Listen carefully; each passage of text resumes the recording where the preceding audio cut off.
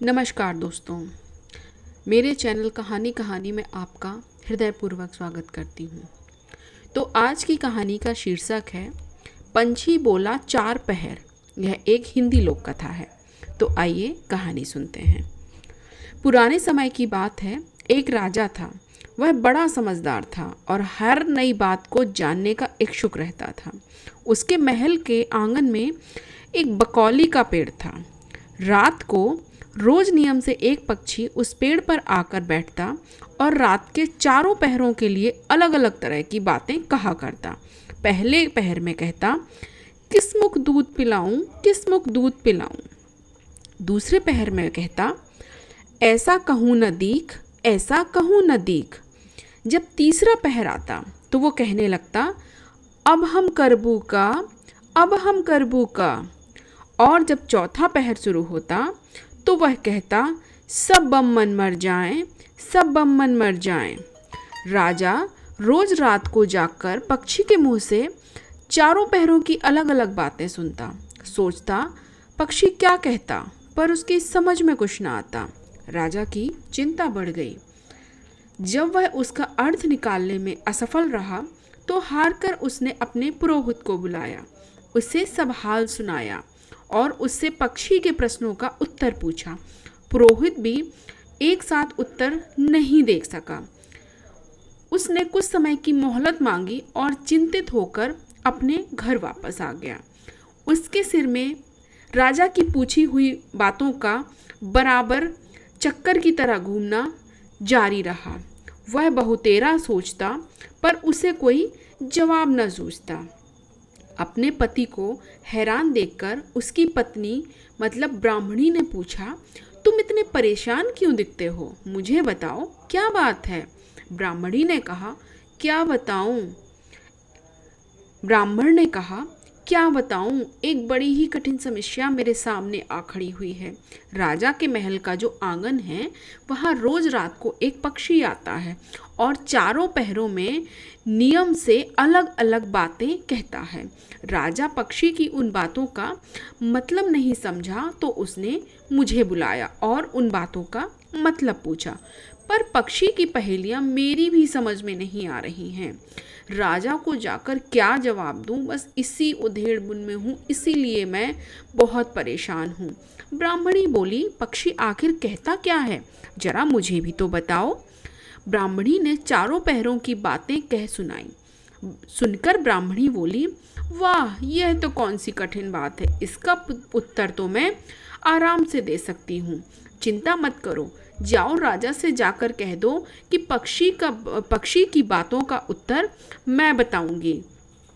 ब्राह्मण राजा के महल में गया और बोला, ब्राह्मण राजा के महल में गया और बोला, महाराज, आप जो पक्षी के प्रश्नों का उत्तर जानना चाहते हैं उसका उत्तर आपको मेरी पत्नी देगी। पुरोहित की बात सुनकर राजा ने उसकी स्त्री को बुलाने के लिए पालकी भेजी। ब्राह्मणी आ गई। राजा रानी ने उसको बड़े आदर सम्मान के साथ बिठाया। रात हुई तो पहले पहर पक्षी बोला, किस मुख दूध पिलाऊं, किस मुख दूध पिलाऊं। राजा ने कहा, पंडिताइन सुन रही हो, पक्षी क्या बोलता है? वह बोली, हाँ महाराज, सुन तो रही हूँ, पर यह अधकट बात है, मतलब आधी बात है। राजा ने पूछा, यह अधकट बात कैसी है? पंडितानी ने उत्तर दिया, राजन सुनो, पूरी बात इस प्रकार है। लंका में रावण भयो 20 भुजा 10 शीस, माता ओकी जा कहे, किस मुख दूध पियाऊं, किस मुख दूध पियाऊं। अर्थात लंका में रावण ने जन्म लिया तो उसकी 20 भुजाएं और 10 शीस हैं। उसकी माता कहती है कि उसे उसके कौन से मुख से दूध पिलाऊं। राजा बोला, बहुत ठीक, बहुत ठीक, तुमने तो बिल्कुल सही अर्थ लगाया। दूसरा पहर हुआ तो पक्षी कहने लगा, ऐसो कहूँ न दीख, ऐसो कहूँ न दीख। राजा बोला, पंडिताइन, अब इसका अर्थ क्या है? पंडिताइन ने समझाया, महाराज सुनो, पक्षी बोलता है, घर जम नवदीप, बिना चिंता को आदमी, ऐसो कहूँ न दीख, ऐसो कहूँ न दीख। चारों दिशा सारी पृथ्वी नवखंड सभी छान डालो, पर बिना चिंता का आदमी नहीं मिलेगा। मनुष्य को कोई न कोई चिंता हर समय लगी ही रहती है। कहिए महाराज, सच है या नहीं? राजा बोला, तुम तो बिल्कुल ठीक कहती हो पंडितायन। अब तीसरा पहर शुरू हुआ तो पक्षी ने रोज की तरह आप बीती को दोहराया। अब हम करबू का, अब हम करबू का। ब्राह्मणी राजा से बोली, महाराज इसका भी मर्म मैं आपको बतला देती हूँ, तो इसका अर्थ सुनिए। 5 वर्ष की कन्या साठे दई ब्याह, बैठी करम विशूरती, अब हम करबू का, अब हम करबू का।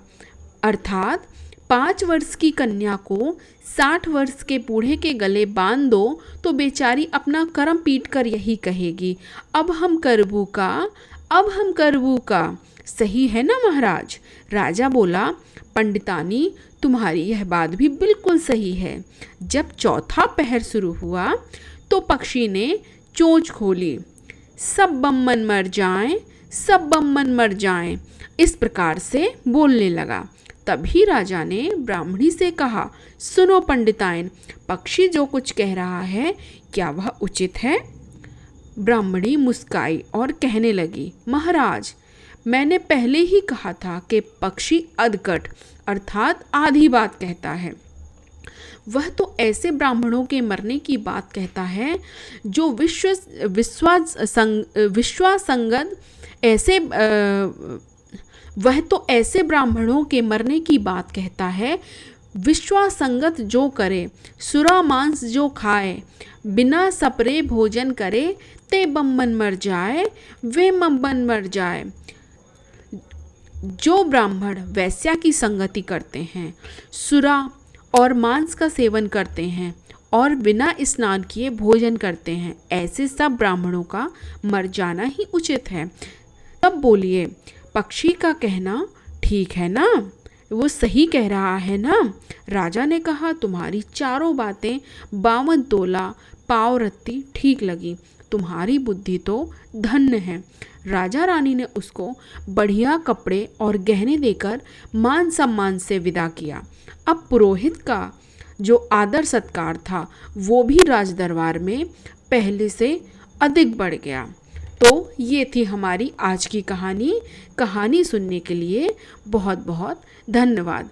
कृपया चैनल को सब्सक्राइब करें और अगर आपको कहानी पसंद आई हो तो लाइक का बटन हिट करें। Thank you.